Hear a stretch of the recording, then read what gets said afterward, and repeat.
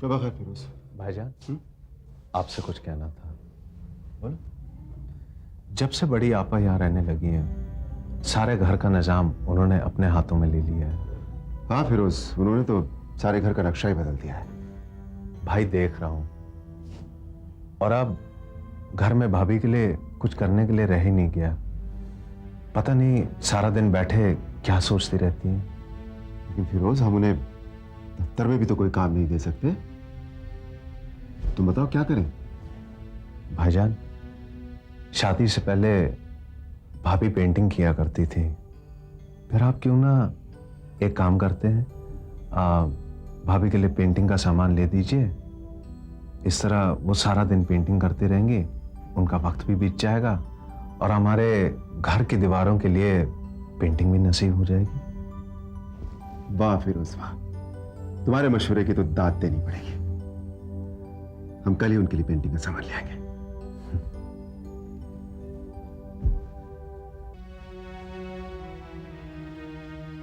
कहीं ये खामोशी तूफान ना बन जाए। ये सुधीर, फिरोज ने एक कमाल का मशवरा दिया।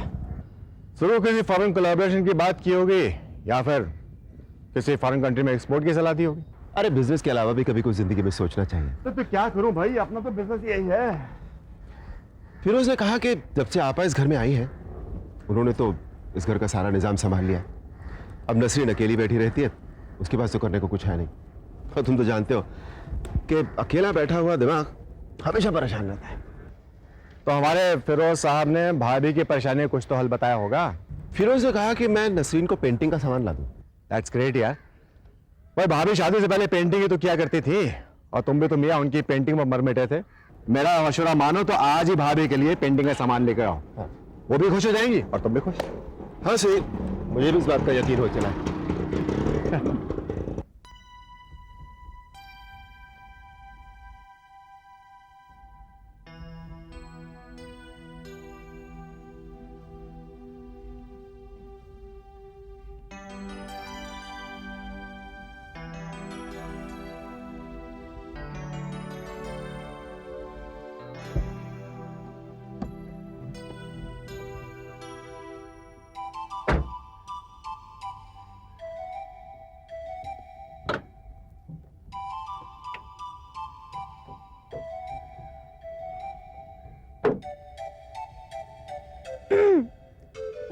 अस्सलाम वालेकुम फिरोज साहब।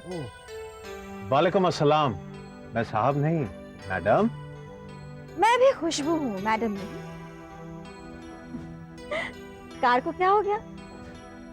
पता नहीं, यूं ही चलते चलते रुक गई।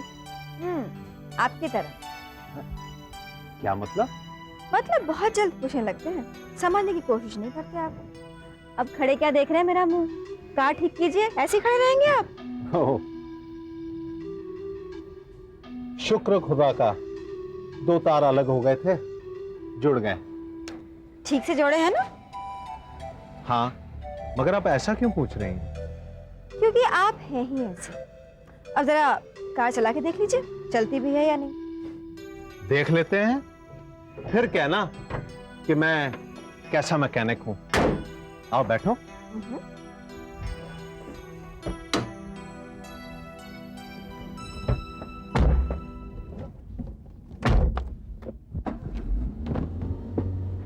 अब कहो, क्या कहती हो? मैं तो कहती कि गाड़ी खराब ही नहीं हुई थी। तुमने कुछ कहा? जी, कहना चाहती तो हूँ मगर डर लगता है। इसमें डरने की क्या बात है खुशबू? बिला झिझक कहो। आप इनकार तो नहीं करेंगे ना? तुम्हें ऐसे लगता है? ये तो कहने के बाद पता चलेगा। तो फिर कह डालो।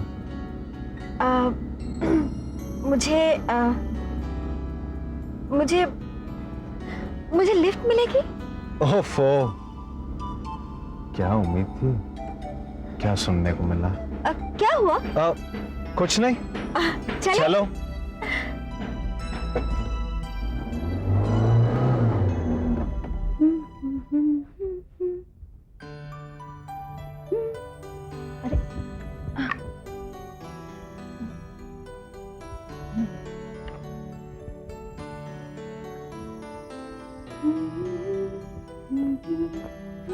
Good morning. गुड मॉर्निंग भैया। जाहिर भैया बाहर से चले गए? हाँ, वो तो चले गए, लेकिन एक बात बताओ, तुम नसीन भाभी के पास जाके पेंटिंग क्यों नहीं सीखती? पेंटिंग? भैया सुबह सुबह आपके दिमाग में पेंटिंग्स कहां से आ गई? वैसे भी मुझे पेंटिंग सीखने का कोई शौक नहीं। शौक होता नहीं है, शौक पैदा करना पड़ता है। अब देखो ना, नसीन भाभी कितनी अच्छी आर्टिस्ट है। अब तुम उनके पास जाके कुछ सीखो माय लिटिल सिस्टर। भैया मुझे पेंटिंग सीखने का कोई शौक नहीं है, और वैसे भी मुझे ड्राइंग और स्केचिंग बिल्कुल नहीं आती है। कोशिश तो करके देख सकती हो, वो भी आ जाएगा। ओह भैया, अब सुबह सुबह मेरे पीछे क्यों पड़ गए हो?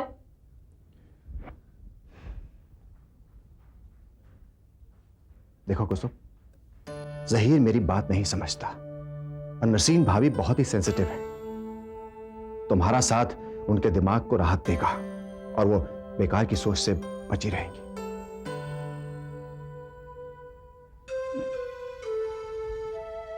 मुझे लगता था कि मेरे भैया का दिमाग सिर्फ फाइनेंस और बिजनेस में ही चलता है, लेकिन मुझे अभी पता चला है कि उन्हें घर परिवार का पूरा एहसास है। I'm proud of you and you're great. तो मैं हूं।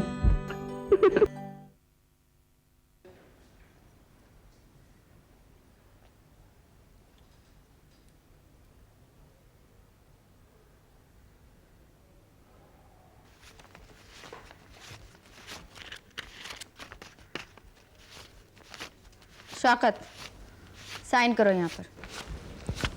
जी छोटी ये लो।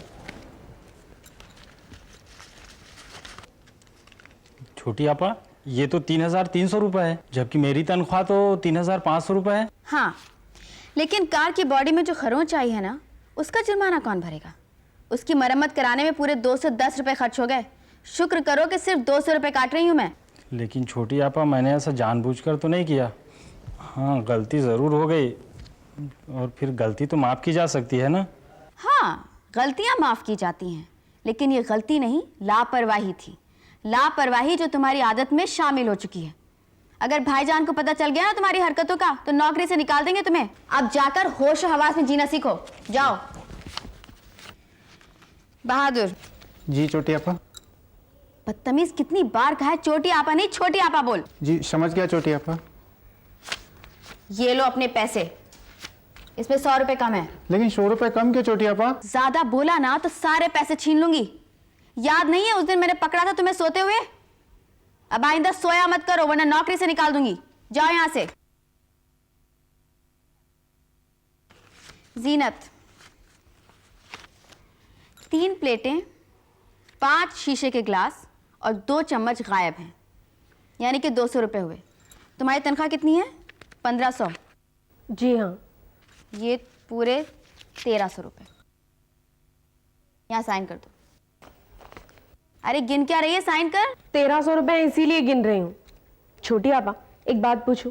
अल्लाह के करम से आपको रुपए पैसे की कोई कमी नहीं है, फिर भी आप है ना अपनी आदत से बाज नहीं आती हैं। मेरी आदत और फितरत के बारे में बात करने की कोई जरूरत नहीं है। तमीज। आइए। जी छोटी आपा। आपकी तनख्वाह है 2000 रुपए। जी छोटी आपा। 2 गमले टूटे थे जिसके हो गए 80 रुपए। जी। तो अब आपको दिए जाते हैं 1920 रुपए। जी छोटी आपा। यहाँ अंगूठा लगा दीजिए।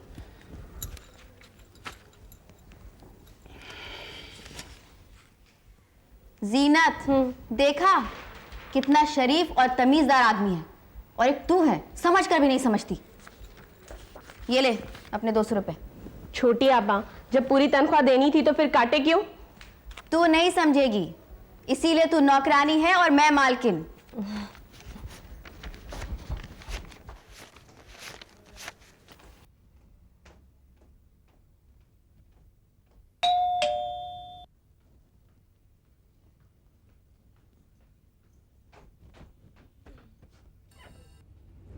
अरे कुसुम।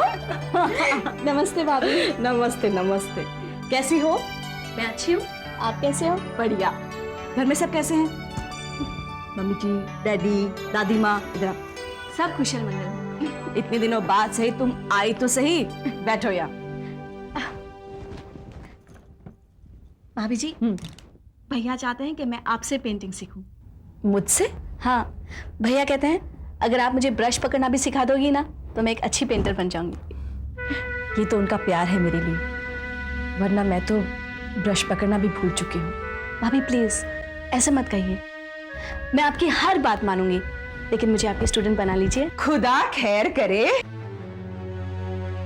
अब इतनी मेहनत कर रही है तो मान क्यों नहीं जाती? बड़ी आपा आप ही समझाइए ना। खुदा खैर करे, सबसे ज्यादा समझदार तो यही है, इन्हें कोई क्या समझाए। रहने तो कुसुम, मैं नहीं सिखा सकती पेंटिंग। अरे नखरे क्यों दिखा रही हो?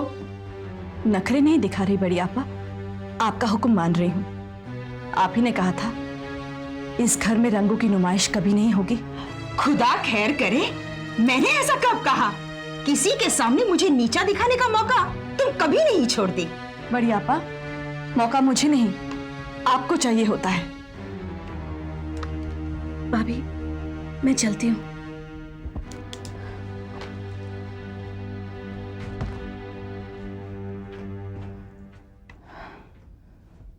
अच्छा हुआ तुमने रंग और ब्रश को हाथ नहीं लगाया, वरना मैं तुम्हारे चेहरे का रंग बदल देती।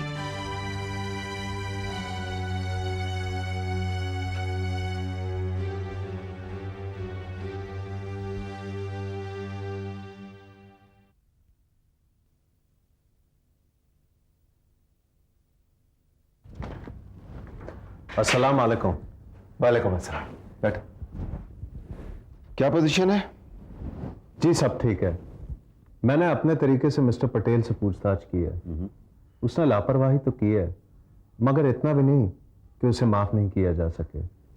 मैंने वार्निंग दे दी है और मजदूर भी बढ़ा दिए हैं।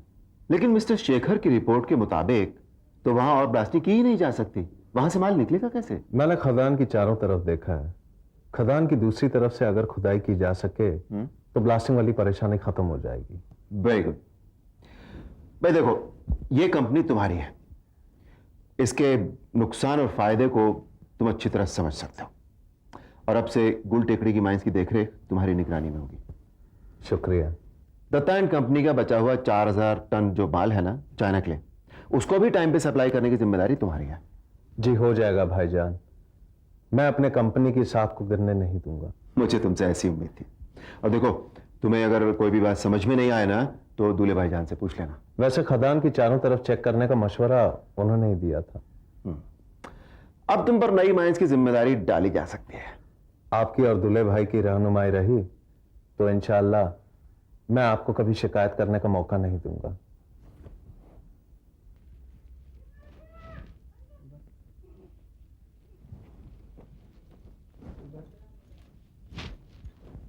नसरीन, नसरीन, देखिए मैं आपके लिए क्या लेकर आया हूं। ये सब क्या ले आए हैं? क्या ले आए हैं? अरे आपको तो ये सब चीजें देखकर खुश होना चाहिए। ये वही सब चीजें हैं बेगम जिनसे आप अपनी जिंदगी में रंग भरा करती थी। ये तब की बात है जब मैं तितलियों को अपनी सहेली समझती थी, खुशबुओं को अपना रहबर मानकर हवाओं के साथ दौड़ते हुए रंग बिरंगे फूलों की वादियों में पहुंच जाया करती थी। और फिर ये जिद कि उन ख्वाबों को कैनवस पर हकीकत का जामा पहना दूं, तब मैं रंग और ब्रश का सहारा लेती। लेकिन अब तो ना वो ख्वाब है और ना उनकी ताबीर की चाहत। ये आप क्या कह रही हैं नसरीन? मैं तो यही समझता था कि शादी के बाद घर की जिम्मेदारियां, फिर नाज की आमद, उसकी परवरिश, इन सब की वजह से आप इतनी मसरूफ हो गई हैं कि आपको रंग और ब्रश की तरफ देखने की फुर्सत ही नहीं मिली। आपकी बातों से तो कुछ और ही लग रहा है। छोड़िए ना, क्या रखा है इन सब बातों में? नहीं नसरीन, आपको बताना होगा कि आपने ख्वाब देखे क्यों छोड़ दिए। मैं तो यही चाहता रहा हूं कि आपकी जिंदगी तसव्वुर से भी कहीं ज्यादा हसीन हो। अनजाने में अगर कोई मुझसे गलती हो गई है तो मुझे बताइए, मैं उसे दुरुस्त करने की पूरी पूरी कोशिश करूंगा। मगर देखिए, इन चीजों को इतनी हकारत से मत देखिए। मैं बड़े अरमान से इन्हें लेकर आया हूं, कबूल कर लीजिए। जिसके लिए आपकी हर बात फरमान हो, उसको आजीज़ी की क्या जरूरत? आपके एक इशारे पर तो मैं जान तक दे दूं, लेकिन इस मामले में मैं मजबूर हूं। आखिर ऐसी कौन सी मजबूरी है जिसने फनकार से उसका फन छीनने की कोशिश की है? आपको मेरी कसम, मुझे बताना होगा। बताइए। मुझे ताहिरा आपा ने पेंटिंग करने के लिए मना कर दिया है। नसरीन, उन्होंने यूं ही कह दिया होगा। आप तो उनकी आदत से वाकिफ हैं। इसीलिए तो मैं नहीं चाहती कि कोई भी गलती हो, वरना वो सारा घर सर पर उठा लेंगे। देखो नसरीन, आपा इस घर की बड़ी है। वो इस घर की बुराई कभी नहीं चाहेंगी, और मैं भी नहीं चाहूंगा कि तुम आपा की बुराई करो। तुम्हें पेंटिंग करनी है तो करो, नहीं करनी है तो मत करो। लेकिन आपा पर इल्जाम लगाने की यह आदत तुम छोड़ दो।